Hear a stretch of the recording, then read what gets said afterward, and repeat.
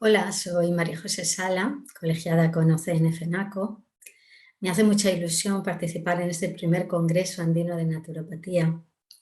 El hablar sobre la tradición y la ciencia de los pueblos andinos es muy importante porque son los pueblos que han conseguido conservar toda esta sabiduría, todo el conocimiento que tenían de cómo tratar a las personas con las plantas. En los pueblos andinos tiene una relación muy íntima con la naturaleza y el poderla conservar, el poderla ir transmitiéndola a las nuevas generaciones es muy importante. El título del Congreso, La tradición y la ciencia, creo que es muy acertado porque nos lleva a conocer las tradiciones de los pueblos andinos y a conocer cómo la ciencia está investigando esos conocimientos, esas plantas que se utilizan en esa tradición.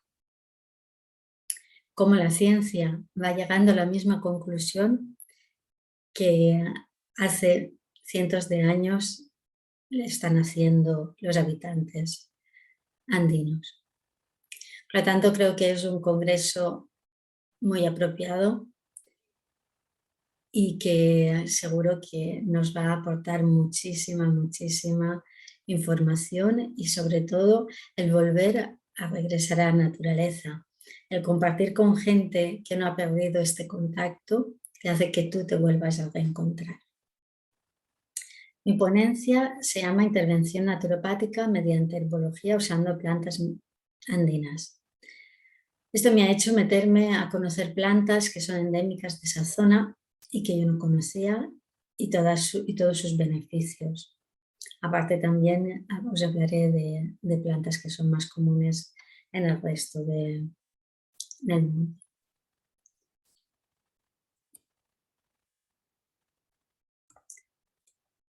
A ver si me deja pasar la diapositiva. Vale.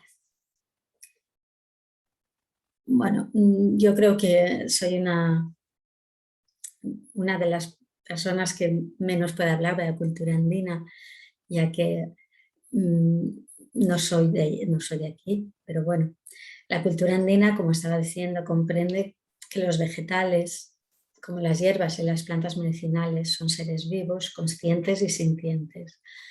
Por lo tanto, debemos entender que no es el cuerpo físico de la planta lo que cura, ni sus componentes químicos, sino el espíritu guardián que obra en los mundos sutiles, Pacha, el que hace ese proceso, el que interviene en ese proceso de curación.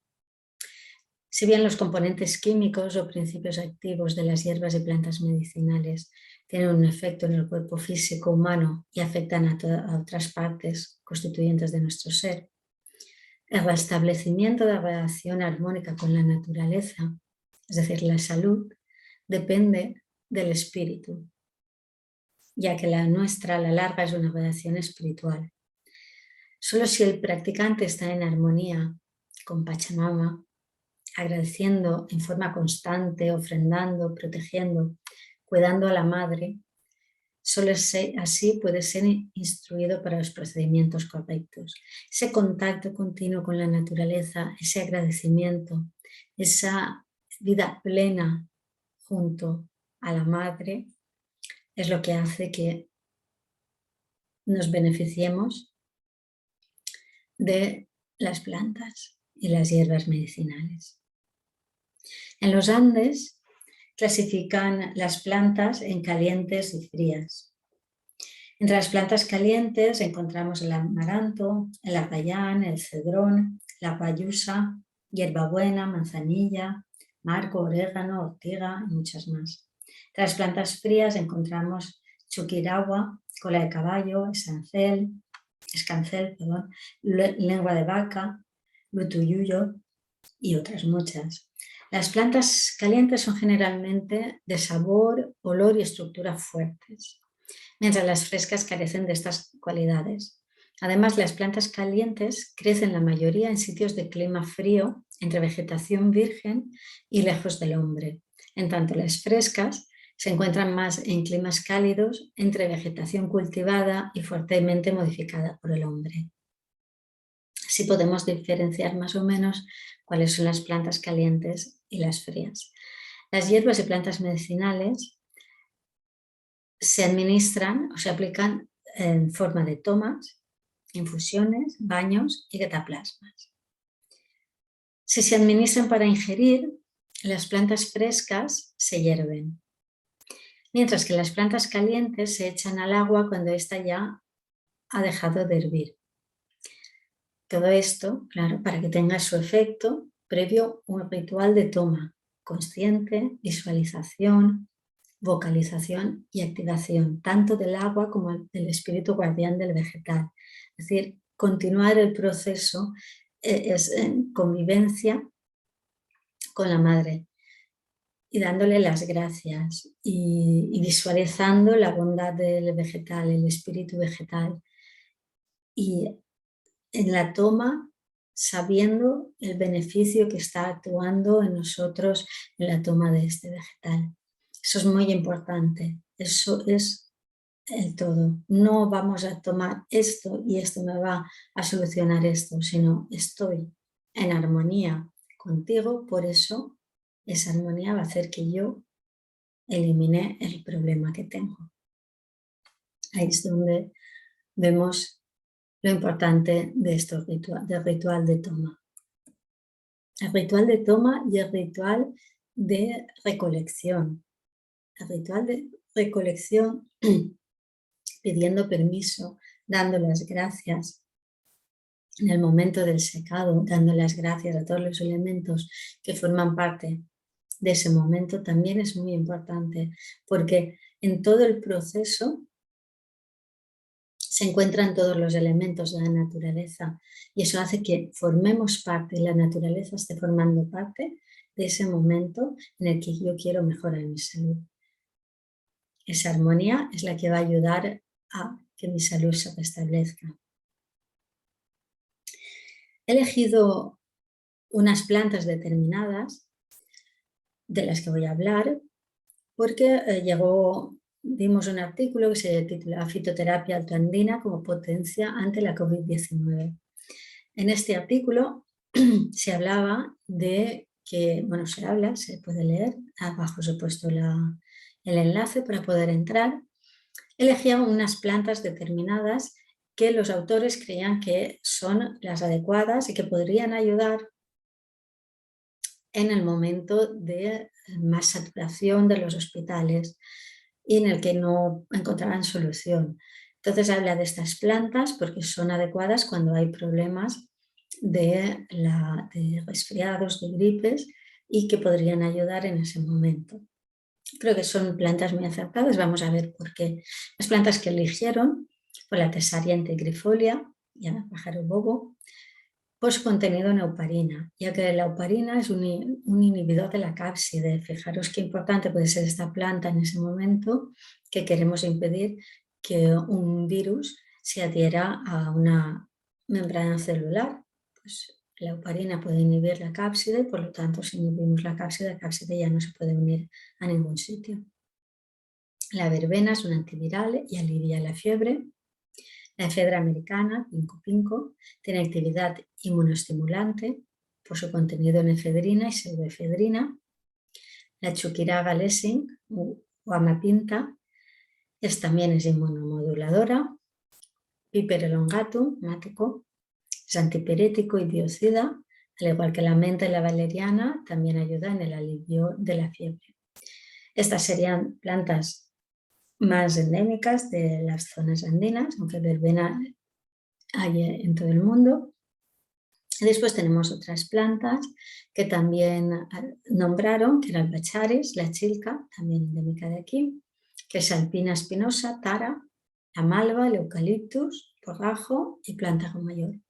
Vamos a ver un poquito, desarrollar un poquito cada planta para que nos hagamos una idea de por qué han elegido estas plantas en el artículo.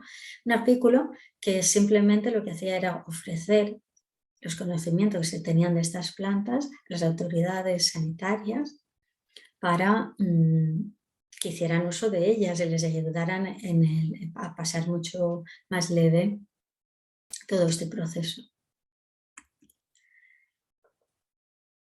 Aquí tenemos la Tesaria integrifolia, de la familia de las Asteraceae. Su nombre es aliso de río, también llamado pájaro bobo, buibe en guaraní y calacasa en quechua. También tengo que pedir disculpas por mi pronunciación, porque claro, ni el guaraní ni el quechua igual no lo pronuncio bien. Vale, como vemos, aquí tenemos la Tesaria. Es un aliso, veis la forma de aliso, y normalmente son bosques de alisos que están al lado de los ríos. Y aquí tenemos su inflorescencia, muy bonita, que se utiliza. Se utilizan las hojas frescas o secas, calentadas y con vinagre, se ponen sobre el pecho para calmar la bronquitis, para desinflamar para los bronquios, o también se puede utilizar en alguna parte del cuerpo para una artritis producida por el frío. Las flores, frescas o secas, en infusión son expectorantes y calman la tos. Dentro de su uso tradicional, se utiliza como antiasmático, antipirético, antiinflamatorio, diurético, analgésico, antiespasmódico y en la lesmania. Es una propiedad muy interesante, también os he dejado alguna información en la bibliografía, porque como sabéis, por lo menos los animales que más conocemos que padecen esta enfermedad, la leishmaniosis, son los perros, y en veterinaria lo que antes se morían cuando iban y decían, mira, el perro tiene leishmaniosis, pues lo vamos a sacrificar. Ahora han conseguido que se cronifique, que sea una enfermedad crónica, bueno, medicado todo el tiempo y con muchos problemas de salud. Y claro, se ha visto que la Tesaria puede actuar frente a la leishmania y eliminar los problemas de salud. Hay varios artículos que así lo dicen, que así lo demuestran. Bueno, ¿y qué metabolitos? Aunque hemos visto al principio que en todos los procesos de curación andinos se tiene en cuenta el espíritu del vegetal, me gustaría que hiciésemos un análisis para qué se utilizan los metabolitos que tienen y así vemos cómo podemos comparar unos con otros, los metabolitos de unas plantas con otros y podemos ver por qué son importantes y por qué actúan de esa manera en nuestro cuerpo. Entonces, los metabolitos tienen escualeno, acetato, de beta-amirino, derivados del bistinilo, alfa-terpienilo, lignanos, esquiterpenos, flavonas, derivados de udesmanos y ácidos cafeolquímico. Y los secundarios, metabolitos secundarios, son compuestos fenólicos, taninos y flavonoides. Muy importante en cualquier proceso inflamatorio y antioxidantes. Otra de las plantas muy estudiada y muy importante es la efedra americana, de la familia de la Ephedrotheae, se llama pinco pinco, en aymara sanu sanu, chilto, jararán manca y en quechua pinku pinku. Las propiedades es utilizado en problemas de hígado, riñones, vejiga, para el asma, los resfriados, la tensión arterial baja, la arteriosclerosis, la epilepsia, la sífilis, la piorrea, gingivitis, la disentería y enfermedades de la boca. Muchas de ellas enfermedades que tienen que ver con virus y con bacterias. También se utiliza en la hematuria, la nefritis, la retención de orina y vómitos de sangre. Es usado para tratamientos de asma, bronquitis, enfriamientos, resfriados, tos, fiebre, dolor de cabeza, congestión nasal y como agente antialérgico. La efedra se utiliza su tallo. El tallo en infusión se utiliza para el asma, descongestionante del hígado, de riñones y vejiga, nefritis y retención de orina. Añadiendo hojas de llantén se utiliza para hematurias y vómitos de sangre, en lavados para la sífilis y en tintura para el asma.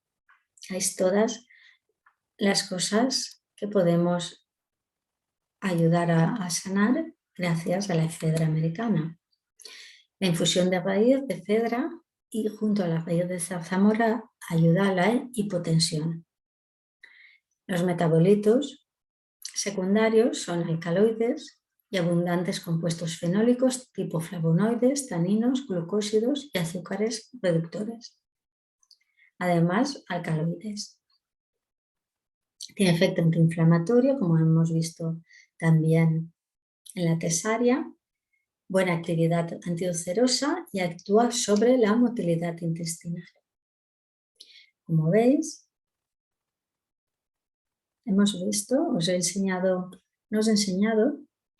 ¿vale?, cómo es la planta, la cedra.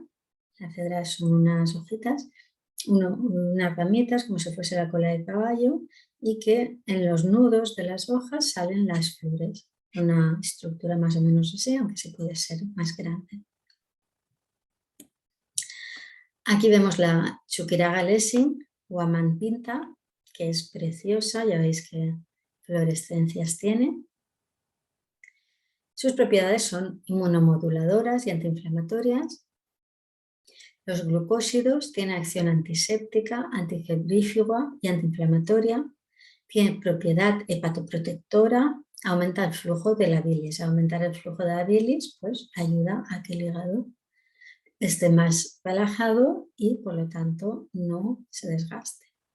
Desinflama riñones, vejigas y vías urinarias, evita la formación de arenilla, es antiséptico vaginal, cicatrizante de heridas superficiales también. Se toman las hojas en infusión o el extracto hidroalcohólico. Hemos visto que lo que tiene son alcaloides, compuestos fenólicos, esteroides, flavonoides, lactonas esquiterpénicas, taninos y triterpenoides. Perdón. Después aquí tenemos la Piper elongatum mático, es preciosa, ¿sabes? Se llama elongatum porque hay muchos tipos de Piper, pero la elongatum es por esta forma de inflorescencia que tiene. Sus propiedades es cicatrizante de úlceras cutáneas y estomacales, hemostático o antihemorrágico, astringente, afecciones del aparato genitourinario, amigdalitis y bronquitis. Ya veis que la Piper, aparte de amigdalitis y bronquitis, que es de las zonas aéreas superiores, también hemos dicho que es antihemorrágico. He dicho que mucha gente cuando se le hacía la autopsia después de haber pasado un COVID lo que tenía era derrames internos en diferentes órganos del cuerpo. Por lo tanto, esta también nos serviría para ayudar en ese proceso. No lo he dicho, pero la Piper es endémica de los departamentos de Huánuco, Huancavelica y Cusco. Es decir, que es una planta endémica, la Piper elongatum, la mático exactamente. Las hojas contienen 7% de aceite esencial, ácido ortánico, maticina, taninos, saponinas y flavonoides. Ya habéis visto que grandes antioxidantes, grandes antiinflamatorios. Los frutos contienen ácido 4-metoxi-3, benzoico y chalconas. Se toma en infusión, ya veis, mira la foto que os he puesto, ya de una Piper de tamaño grande, que es preciosa tener ahí una plantación de Piper elongatum, tiene que ser precioso. Se toma en infusión, al 15% las hojas machacadas para heridas menores, picaduras de insectos o áreas inflamadas de la piel. Las hojas secas se utilizan como hemostático y si hacemos baños para hemorroides, reuma y úlceras. La siguiente planta que tenemos es la Baccharis sp. espinosa, chilca, es de la familia de las Asteraceae, también es endémica del sur de Sudamérica. Su resina, recolectada por las abejas, produce el propóleo verde, propóleo muy, muy potente. Aquí tenemos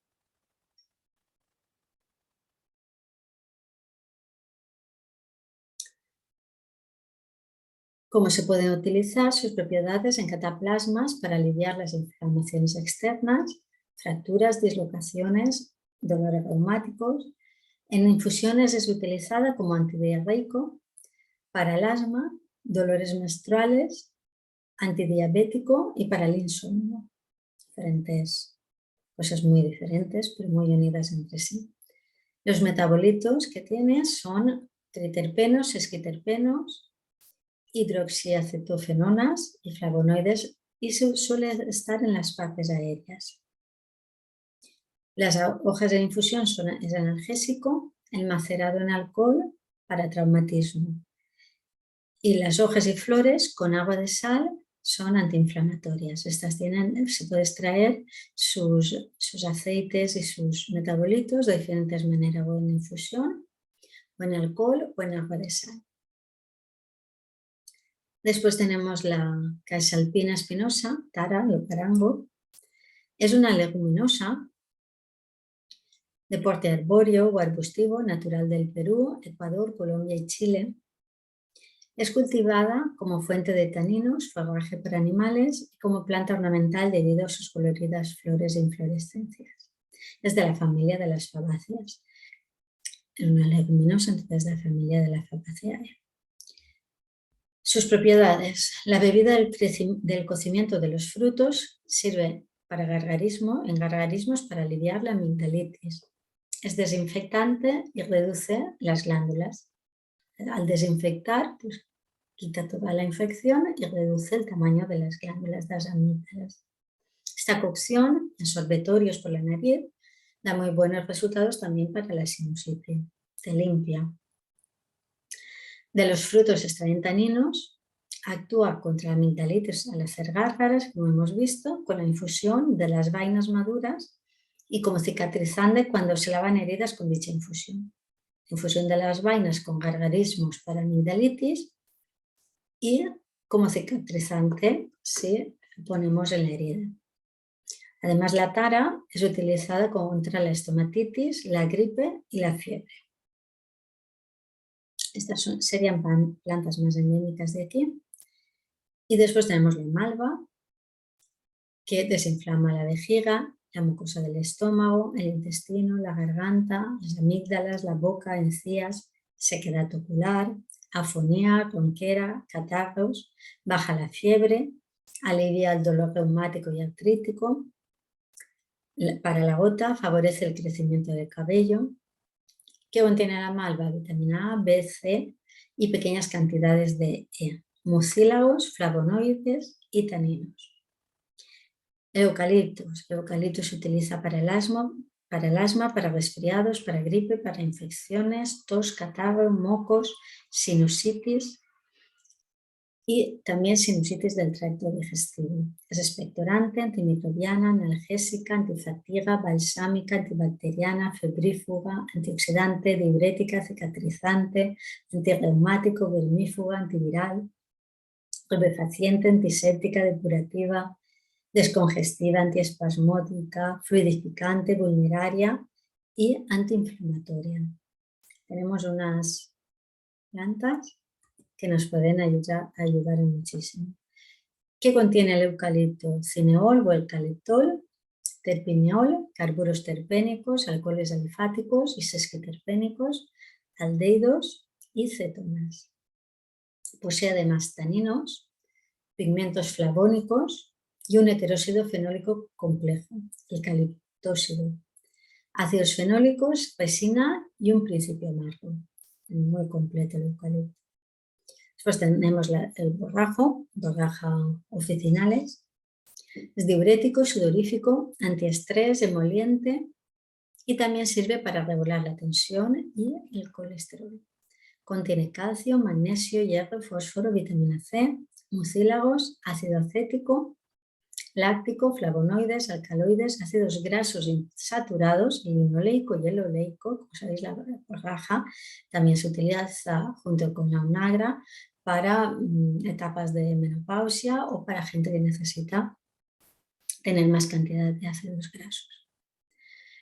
Después tenemos el plántago mayor, el yantén. Se utiliza para gripe, resfriados, cuadros víricos expectorante, tos, bronquitis, diarrea, la disentería, la gastritis, úlceras de estómago, síndrome del intestino irritable o colon irritable, las hemorragias y las hemorroides, diurético, emoliente, cicatrizante, astringente, antiséptico, lesiones oculares, regula el azúcar, la presión arterial, es antihongos internos, no externos, internos, y es laxante. ¿Qué posee el plantago mayor? Posee mucílagos, azúcares, iridoides, flavonoides, esteroides, saponinas, taninos y abundantes ácidos fenólicos. Estas son las plantas que eligieron y creo que están bien elegidas porque veis que con todas esas plantas podemos actuar frente a muchísimas cosas, es decir, antiinflamatorios, antioxidantes, muy importante en el momento en que entra una infección. Lo primero que ocurre cuando entra una infección es una inflamación. Si lo que nos tomamos son antiinflamatorios para rebajar esa inflamación, va a haber un proceso más equilibrado para poder volver a estar bien. Por lo tanto, tenemos aquí en la mayoría, todos taninos, flavonoides que nos van a ayudar en ese proceso y después ya son expectorantes, los mucílagos que nos ayudan también a eliminar los mocos, a recuperar toda la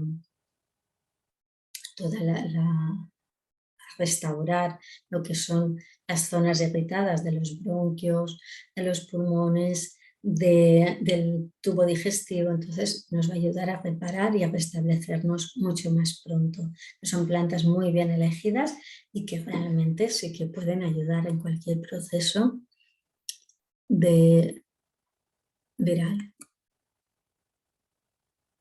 Para que veáis, aquí tenemos los síntomas de la COVID-19, según el CDC, el Centro para la Detección y Control de Enfermedades. Los síntomas reportados por personas que han tenido la COVID-19 son, es decir, gente que no se encontraba bien, se hacía la prueba, daba positivo y le decían que tenía COVID-19. Los síntomas que tenían esas personas eran fiebre o escalofríos, tos, dificultad para respirar, sentir que le faltaba el aire, goteo de nariz, dolor de cabeza, dolor en el pecho, conjuntivitis, náuseas, vómitos, diarreas, sarpullido.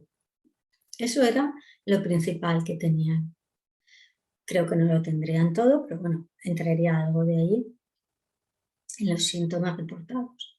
Otros síntomas que pueden aparecer también eran fatiga, dolores musculares y corporales, dolor de garganta, pérdida reciente del olfato o el gusto, congestión y moqueo. Bueno, si vemos los síntomas y vemos todo lo que pueden hacer las plantas que acabamos de ver por nuestra salud, vemos que con cualquier infusión nos bajaría la fiebre, nos bajaría la tos, calmaríamos la inflamación pulmonar de los bronquios, menos para las bronquitis la mayoría, por lo tanto podríamos respirar mejor.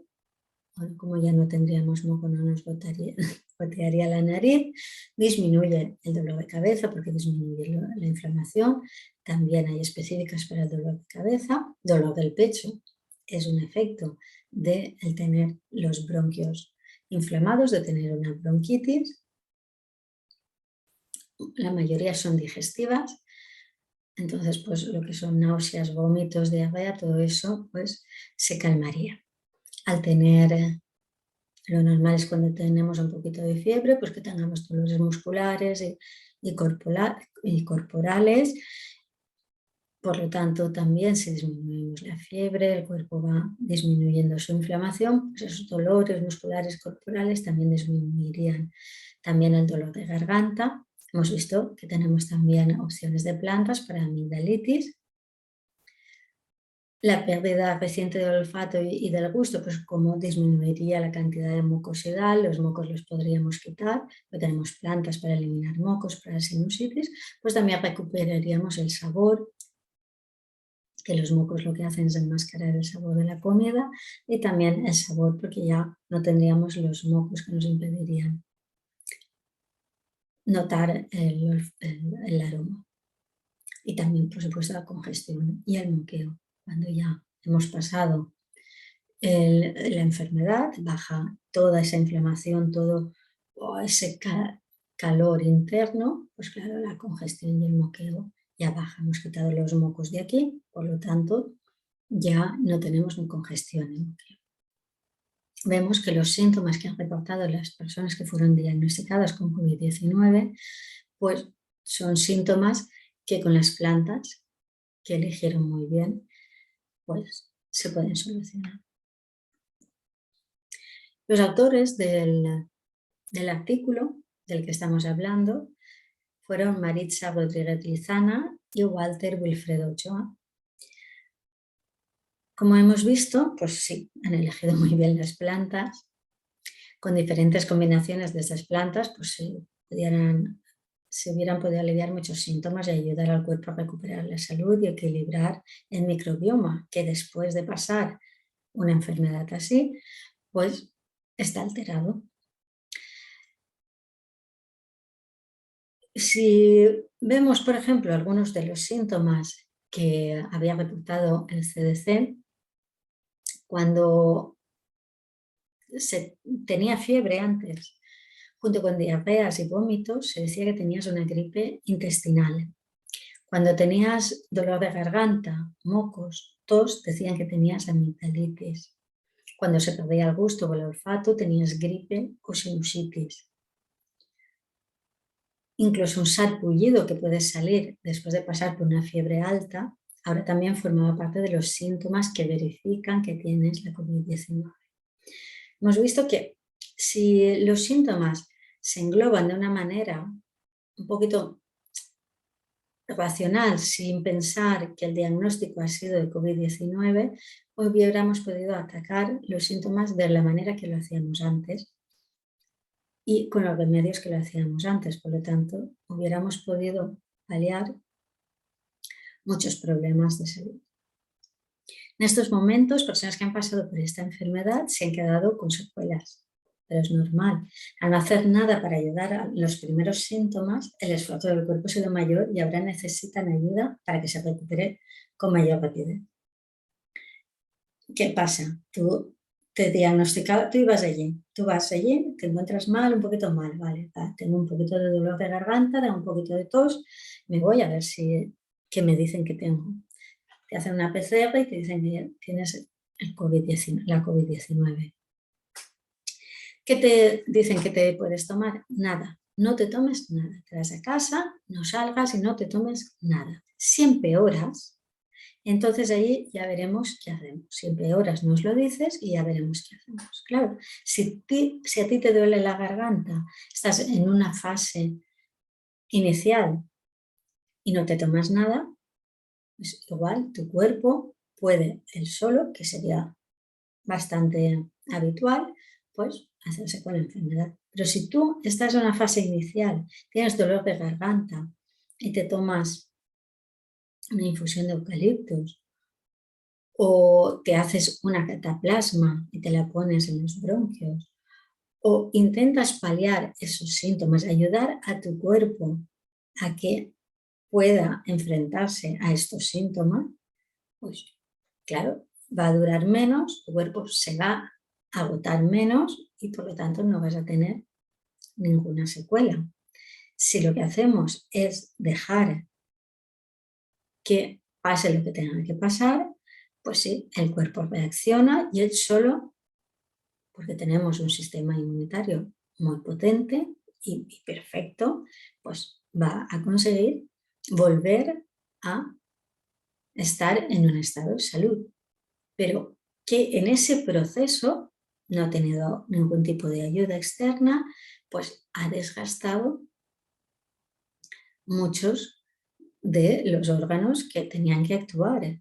Han estado intentando que el sistema inmune hiciese su trabajo, los residuos han dejado toxinas, hay una oxidación brutal en el cuerpo y no le hemos ayudado con nada. Hay una inflamación por todas estas toxinas, por todo el trabajo que tienen que hacer para eliminar estas toxinas y no le estamos ayudando a disminuir esa inflamación, que va a crear pues, una inflamación en diferentes partes del cuerpo que va a costar de recuperar.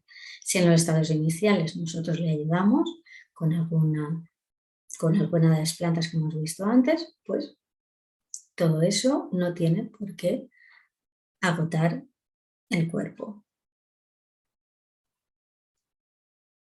La nueva situación en la que nos encontramos también nos deja con los efectos secundarios de las vacunas, de las inoculaciones que han hecho personas que se encuentran delante de síntomas nuevos, a los que no se le están dando solución, pero que nosotros, gracias a nuestro conocimiento y a nuestra convivencia con la naturaleza, podemos dársela. La existencia de taninos, flavonoides, alcaloides, compuestos fenólicos en las plantas y la sinergia que todos estos compuestos tienen en nuestro cuerpo nos dan una herramienta esencial en la herbología. Tenemos en nuestras manos poder ayudar igual a la gente que la diagnostican con el COVID-19, la gente que ha pasado la COVID-19 y se ha quedado con secuelas, y la gente que después de inocularse está teniendo efectos secundarios por la inoculación. Vemos que en el mundo vegetal tenemos a nuestro alcance muchísimas plantas que pueden ayudar en ese sentido. Mi conclusión sería pues esta. Existiendo estas plantas, habiendo sido utilizadas durante cientos de años por sus propiedades y conociendo sus beneficios, hubiese sido lógico utilizarlas en los momentos que los hospitales se encontraban saturados. Hospitales que no tenían ninguna guía clara que seguir y desbordados sin saber qué hacer. Queda en el aire la pregunta de ¿por qué, conociendo los beneficios de esas plantas, la opción fue que los enfermos no tomaran nada hasta llegar a estados graves? Y la única solución era crear una vacuna. Tenemos a nuestro alcance los conocimientos y tradiciones de nuestros pueblos. Tenéis la suerte de que se ha protegido ese conocimiento en los pueblos andinos y que la ciencia está avalando los usos que se les dan. Sigamos aprovechando estos conocimientos, protegiéndolos y manteniendo esta convivencia con la Pachamama. Espero que os haya gustado y que continuéis confiando en todo lo que nos pueden aportar nuestras plantas. Aquí os dejo la bibliografía. La primera es el artículo del que estábamos hablando, Fitoterapia altoandina como potencial frente a la COVID-19. Después tenéis varias que son sobre las plantas que hemos estado hablando. Y quería también